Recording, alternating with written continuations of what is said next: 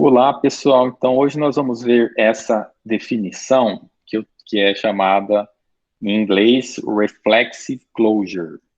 Daí, no português, eu estou traduzindo aqui como reflexividade fechada ou fechamento reflexivo, algo nessa linha, né? Mas é para entender que é a ideia de reflexivo e de fechado, tá? É uma definição. Então, suponha que R seja uma relação no conjunto A. Né? Quando a gente fala R é uma relação no conjunto A, está implícito que é uma relação de A em A. E significa que que o conjunto R é um subconjunto do produto cartesiano AA, ou A2. Você pode chamar o AA de A2, que é a mesma ideia. Então, você só precisa, basta supor que é uma relação em A, né, relação binária também está subentendido. Então, a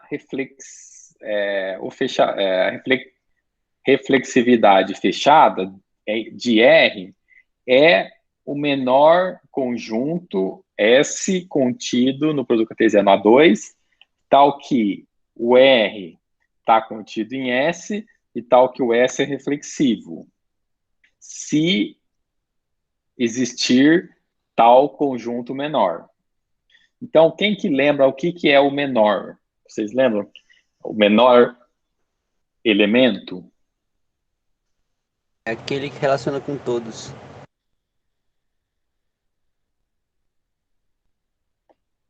Então,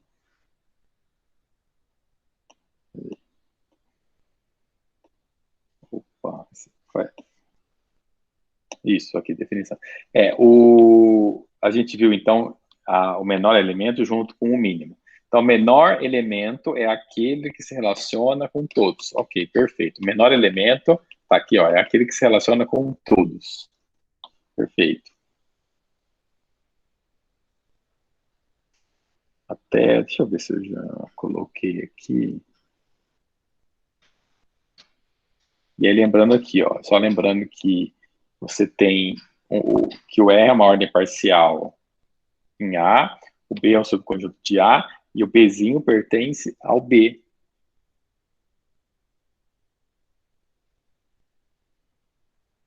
E aí você pega para todos os x pertencentes a B, você tem essa relação. Então, aqui, para que ele seja o menor elemento, você vai ter que o R é uma ordem parcial, para lembrar que é RST, né? Depois você tem um B contido em A, ordem parcial em A, tá?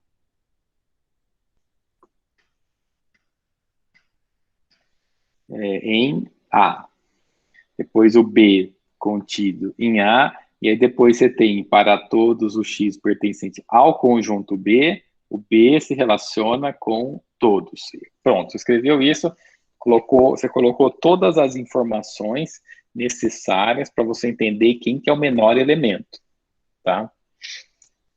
E aí, então assim, ó, tem muita informação aqui, né? Por exemplo, então o fechamento reflexivo de R é o menor conjunto S contido em A2, tal que o R está contido no S e o S é reflexivo. Isso tudo se existir o menor conjunto, S, né? S de small, tá? Para poder lembrar. R é a relação, R de relation é a relação de ordem parcial, em que essa definição é válida. E daí você tem três propriedades. Se quiserem perguntar até agora, ó, essa relação de A, essa relação em A, é um fechamento reflexivo de R se tiver três propriedades. Então, quem que tem que ter essas três propriedades? É o S, tá? É o S que tem que ter essas três propriedades. O R tem que estar contido no S, o S é reflexivo, e para todas as relações T contidas em A2, se o R está contido em T e o T é reflexivo, então o S está contido em T. É assim.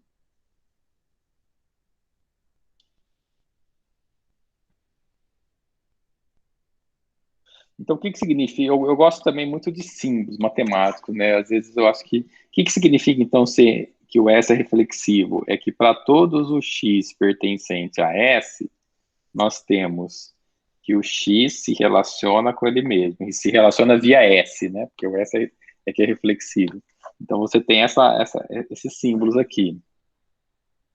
Agora, por exemplo, como é que ficaria a propriedade 3 em símbolos? Que para todos os T's contido. Não sei se. Eu vou colocar só todos os T's, que já. Não, vamos colocar tudo.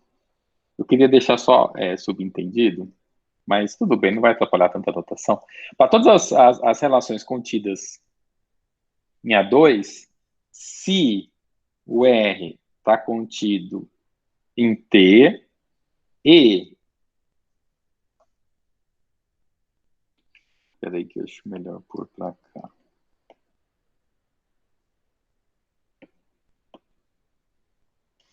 E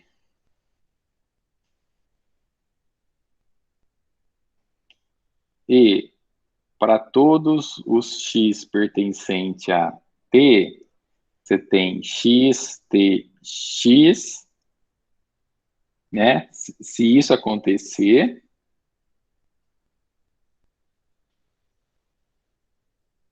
então S está contido em T. Vamos ver se a gente entende essa. Ó, então, eu estou querendo dizer, para todas as relações em A, se o R está contido em T e se o T é reflexivo, então o S está contido em T. Se acontecer essa outra coisa, então tem que acontecer essas três coisas para ele ser um fechamento reflexivo de R. Veja, como ele é um fechamento de R, ele tem que estar fechando o R. Então, o R vai estar contido nele. Né? Em quem? No S. Né? Você vê aqui, ó, o R está contido no S. Essa é a primeira condição. Mas isso é para ser fechado, digamos. Para ele ser um fechamento reflexivo, então ele tem que ter mais essas duas propriedades. Então, o S que contém R, ele é reflexivo, beleza, para poder ter essa palavra reflexiva. Mas para ele ser fechado, você tem que ter esse 3 que dá aquela fechada, que é, se você pegar um outro, o que acontece? Ó, só lembrando que o R, ele está contido no A2. Esse conjunto A é o mesmo, tá? Esse A que eu estou usando aqui é o mesmo desse A, e que é mesmo desse A. Certo? Então, se você tiver uma relação em A, ela vai ser o fechamento reflexivo se tiver de R, né? Essa palavra também é importante. Se o S contém o R, ou R contido em S, se o S é reflexivo, né? Porque se ele é um fechamento reflexivo, ele tem que ser reflexivo.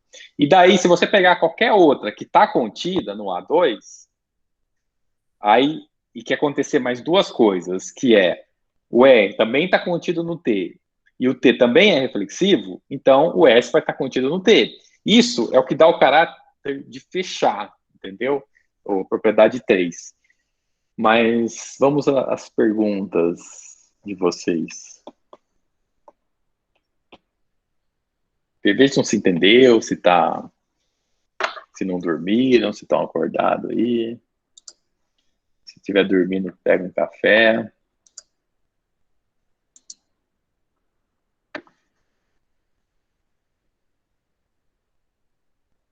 Eu acho que entendi, professor.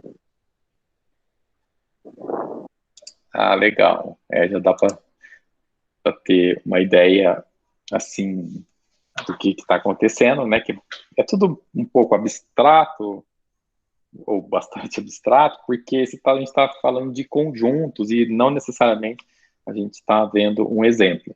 Mesmo quando vê exemplo, que vai aparecer provavelmente daqui a pouco, Às vezes ainda assim fica abstrato, porque, não abstrato, mas fica complexo por conta do grande número de definições, né, e propriedades envolvidas. Bom, deixa eu seguir, então, se ninguém mais quiser perguntar, fica à vontade.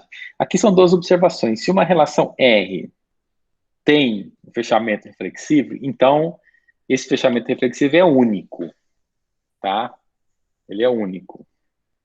Isso é um teorema importante. Não está demonstrado aqui, está só como observação. Mas tem como demonstrar a unicidade. Outra coisa é que toda relação tem um fechamento reflexivo. Isso é fantástico também. Também dá para provar isso. Eu acho que talvez a gente vai mencionar sobre algumas desses dois teoremas, dessas duas proposições, tá? Então, assim, toda relação tem um fechamento reflexivo. E esse fechamento reflexivo é único. Tá? Deixa eu anotar aqui uma coisa, né, para ajudar. Deixa eu ver aqui. Acho que o Marcos. Deixa eu ler aqui, peraí. A página do livro, assim, tem sim. Esse aqui é o JS. Deixa eu passar aqui.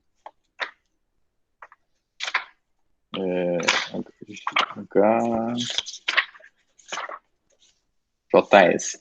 É a página 202. Nós estamos começando a seção 4.5 da página 202. Na definição 4.5.1, é essa definição aqui, tá? É essa definição.